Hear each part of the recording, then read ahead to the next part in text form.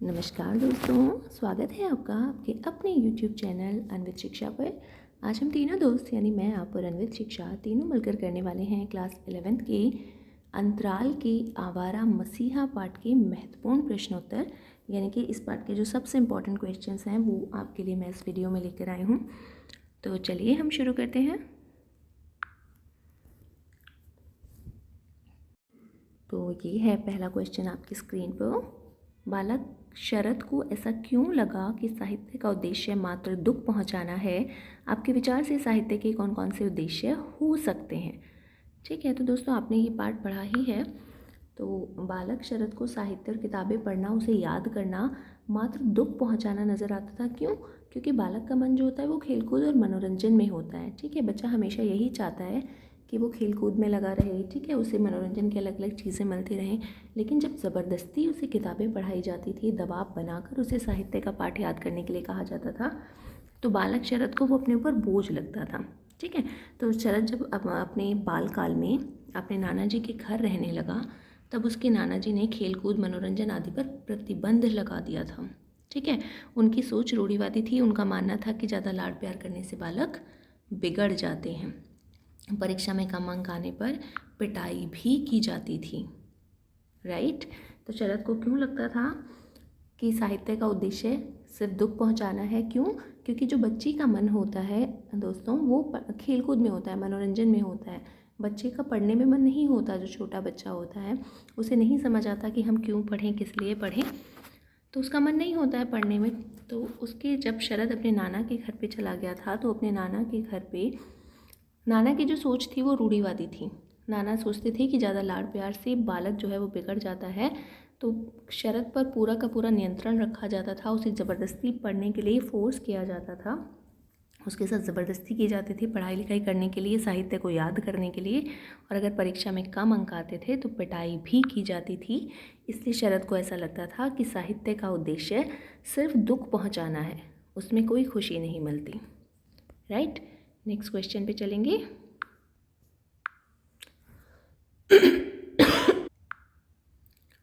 Question number 2 आपकी screen पर है।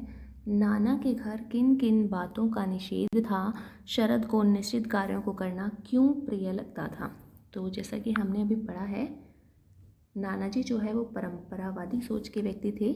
जब शरद अपने नाना के घर रहने लगा तो वहाँ के नियम कानून उसे बहुत जटिल लगते थे। जटिल यानी कठिन लगते थे। क्यों लगते थे कठिन? क्योंकि अपने पिता के घर पे वो इस तरह की बंदिशों में नहीं रहता था। तो नाना जो थे वो बच्चों को प्यार देने के पक्ष में नहीं थे।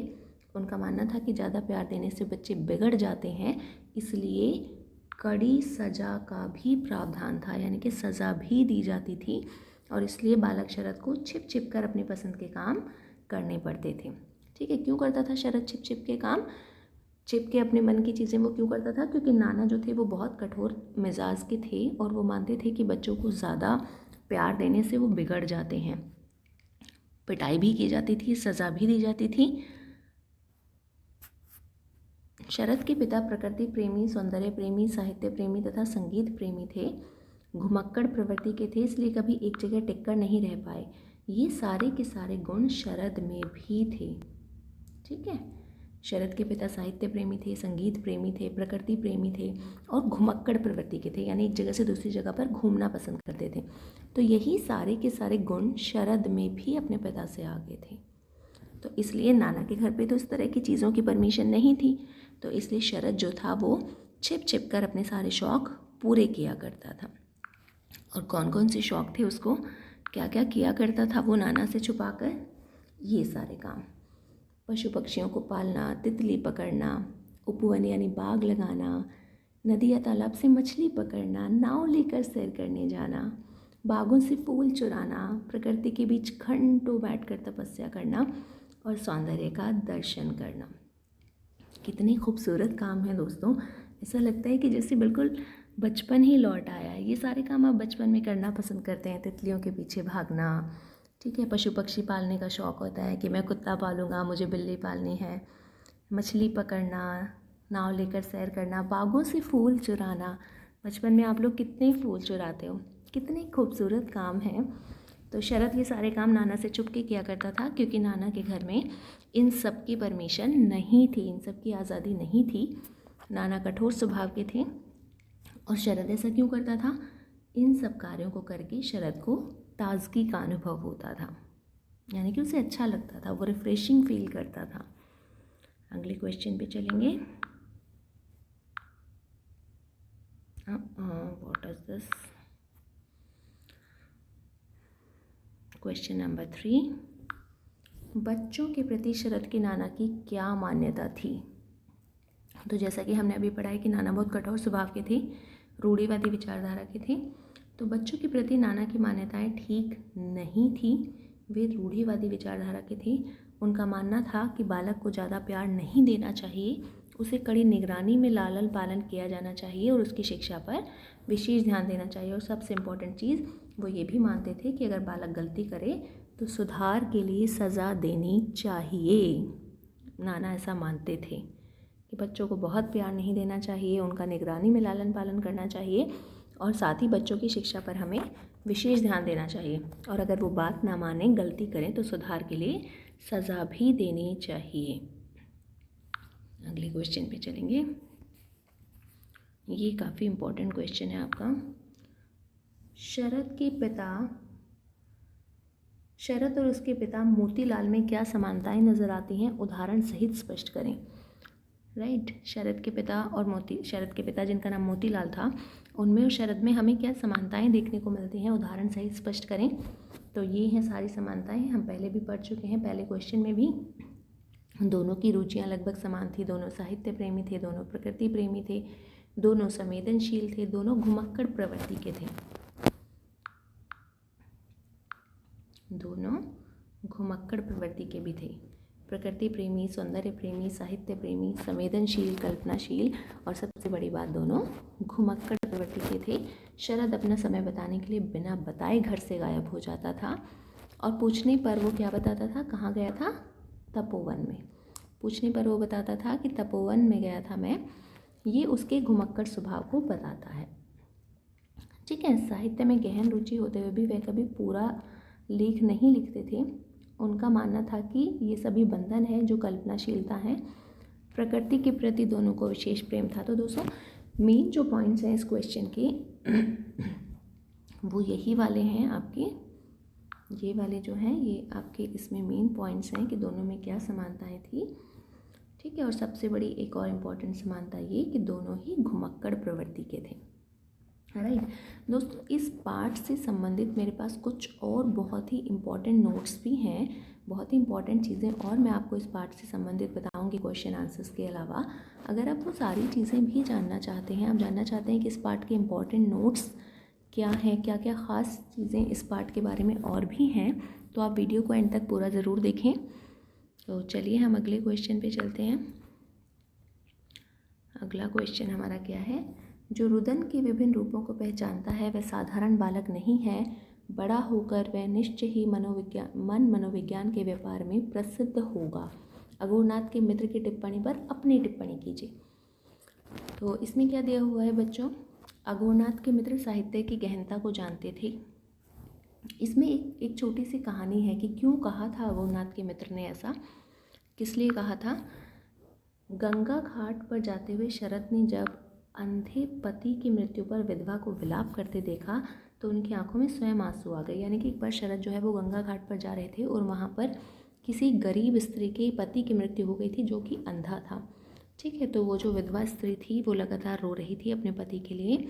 तो उसका रुदन देखकर, उसका रोना देखकर शरद की आंखों में स्वयं ही आंसू आ गए थे।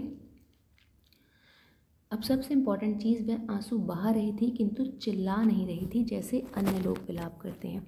वो स्त्री रो तो रही थी लेकिन ऐसे चिल्ला चिल्लाकर, शोर मचाकर नहीं रो रही थी जैसे हम अक्सर लोगों को रोते हुए देखते हैं। ठीक है, तो उसका ये विलाप हृदय का था, जिसे देखकर शरद ने कहा कि ये उसकी आत्मा का विलाप है, जो सामान्य मनुष्य को दिखाई नहीं देता, उसका रुदन हृदय का रुदन है। ठीक है, शरद ने क्या कहा था कि ये जो रो रही है ना स्त्री, ये कोई दिखावा नहीं है, ये इसकी आत्मा का रुदन है, ये अपने मन से रो रही है, अपनी आत्मा से रो रही है, कोई दिखावा नहीं कर रही। जो सामान्य मनुष्य को दिखाई नहीं देता उसका रुदन हृदय का रुदन है, यानी कि वो मन से रो रही है, हृदय से रो रही है। इन सभी बातों को सुनकर अघोरनाथ के मित्र ने कहा कि जो साहित्य को इतनी बारीकी से इतनी कम उम्र में जानता है वह निश्चय ही बड़ा होकर मनोविज्ञान का जानकार बनेगा। ठीक है, मनोविज्ञान क्या होता है बच्चों? लोगों के व्यवहार को पढ़ लेना मनोविज्ञान होता है। जब हम लोगों के व्यवहार से उनके बारे में अंदाज़ा लगाते हैं तो वो सब मनोविज्ञान के अंतर्गत आता है। तो अघोरनाथ के मित्र ने इसी घटना पर कहा था कि जो बच्चा, ठीक है, जो बच्चा इतनी आत्मा की आवाज़ को पहचान सकता है, जो बच्चा रोने से, किसी के रोने को सुनकर पहचान सकता है कि वो मन से रो रहा है या वो दिखावा कर रहा है, तो वो बच्चा ज़रूर, जो इतनी बारीकी से चीज़ें ऑब्जर्व करता है, वो बच्चा बड़ा होकर ज़रूर ही कोई मनोविज्ञान का बड़ा जानकार बनेगा। अगले क्वेश्चन पे चलेंगे। सिद्ध कीजिए कि शरद एक संवेदनशील, प्रकृति प्रेमी, परोपकारी और दृढ़ निश्चय व्यक्ति थे। राइट, हम कैसे इसको सिद्ध करेंगे कि शरद कैसे व्यक्ति थे? शरद चंद्र प्रकृति के प्रेमी थे। ये प्रेम उनको उनके पिता के समान बनाता है क्योंकि उसके पिता भी प्रकृति प्रेमी थे। जब नाना के घर रहा करते थे तब घंटों तथा कई दिनों के लिए तपोवन में जाकर प्रकृति का सानिध्य प्राप्त करते थे, तपस्या करते थे।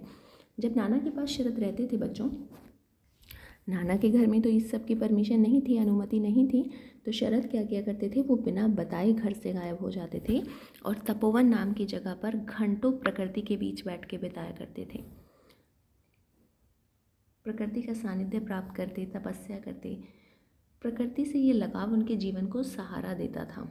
ये यहाँ पर ये वर्ड गलत लिखा हुआ है, यहाँ पर है लगाव, लगाव नहीं है ये।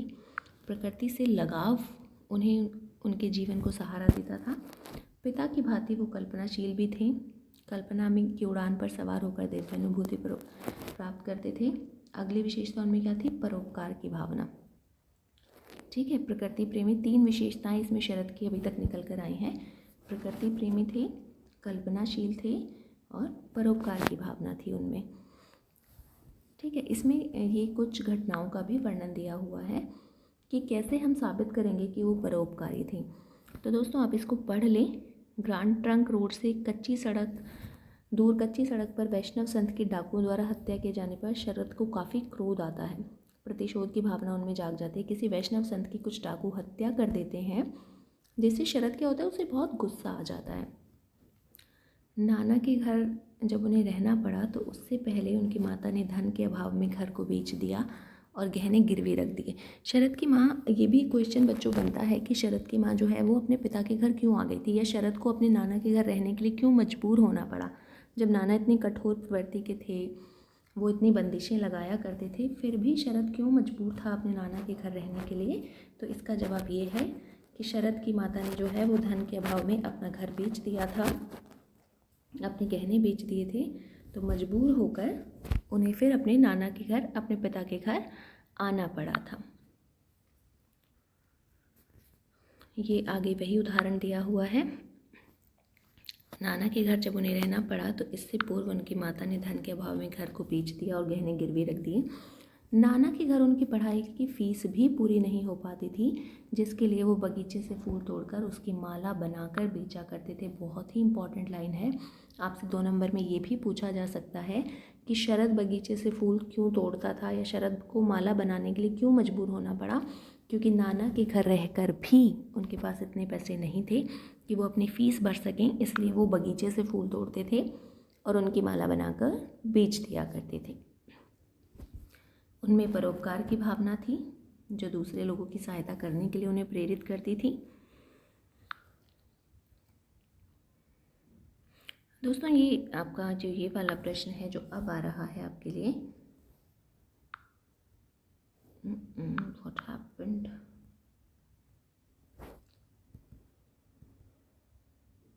शरद के जीवन की अनेक घटनाएं एवं पात्र सजीव हो उठते हैं। आवारा मसीहा पाठ के आधार पर उत्तर दीजिए। तो इसमें यह है कि शरद ने अपने साहित्य में, इसमें एक क्वेश्चन आपका सीधा ये भी बनता है, शरद के जीवन की अनेक घटनाएं एवं पात्र उनके साहित्य में सजीव हो उठते हैं। ये पूरा क्वेश्चन मैं स्क्रीन पर नहीं देख पा रही हूँ, लेकिन फिर भी मैं आपको बता देती हूँ। ये क्वेश्चन ये है कि शरद के साहित्य में हम उनके जीवन की अनेक घटनाएं और पात्र जो है वो सजीव हो उठते हैं शरद के साहित्य में। तो कैसे सजीव हो उठते हैं? तो दोस्तों इसमें ये बताया गया है कि अपने साहित्य में शरद जो थे, शरद चंद्र, उन्होंने अपनी जो कहानियाँ लिखी, जो उपन्यास लिखे, उन्होंने अपने साहित्य में जो उनके जीवन में लोग रहे उनके साथ, उन्होंने उनका वर्णन किया है अलग अलग नामों से। जैसे आप इसको इस तरह से समझें कि जैसे हम फिल्में देखते हैं, ठीक है, कई बार बहुत सारी फिल्म जो होती हैं वो किसी वास्तविक घटनाओं पर बनी होती हैं, ठीक है, लेकिन हम उनमें नाम बदल देते हैं। हम किसी वास्तविक घटना पर कभी कोई फिल्म अगर बना रहे हैं तो अक्सर हम उनमें नाम बदल देते हैं लोगों के, और हमें बाद में पता चलता है कि ये फला व्यक्ति के जीवन पर आधारित फिल्म है या कुछ इस तरह से।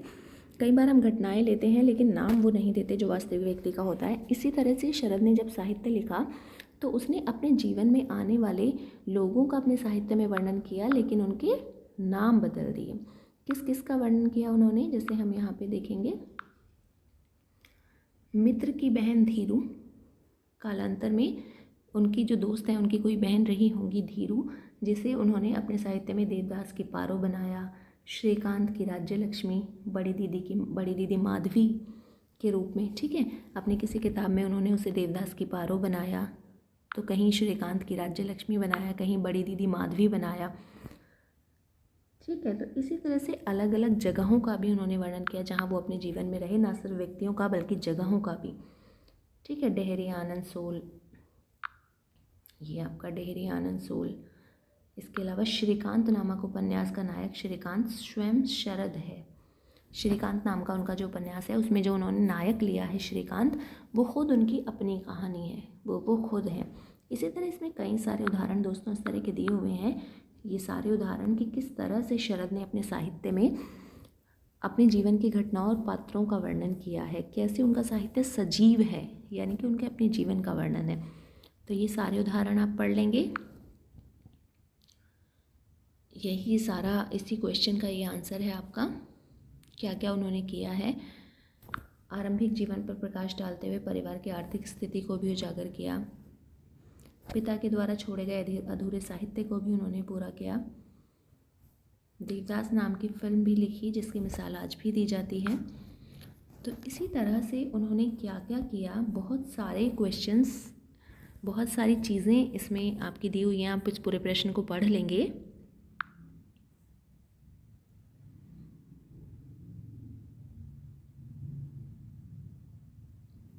प्रैक्टिस पेपर्स के लिए आप अन्वित शिक्षा को ज़रूर सब्सक्राइब करें, क्योंकि आपके सभी विषयों से संबंधित इस तरह की सामग्री, इस तरह का मटेरियल आपको सबसे पहले मेरे चैनल पर मिलता रहेगा।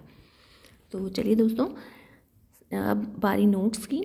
तो जो नोट्स हैं वो मैंने इस पार्ट के महत्वपूर्ण नोट्स मैंने एक वीडियो में आपके लिए बनाकर सुरक्षित कर दिए हैं, और इस वीडियो का लिंक आप इस वाली वीडियो के डिस्क्रिप्शन बॉक्स में जाकर देख सकते हैं। मैंने वहाँ पर इसके लिए लिंक दिया है, आप उस लिंक को क्लिक करके इस पार्ट के इम्पॉर्टेंट नोट्स को हासिल कर सकते हैं। तो आप अन्वित शिक्षा को ज़रूर सब्सक्राइब करें। अगर आपको ये वीडियो हेल्पफुल लगा है तो इसे लाइक और शेयर ज़रूर करें, और इस पार्ट के इम्पॉर्टेंट नोट्स के लिए आप वीडियो की डिस्क्रिप्शन बॉक्स में जाएं। Thank you.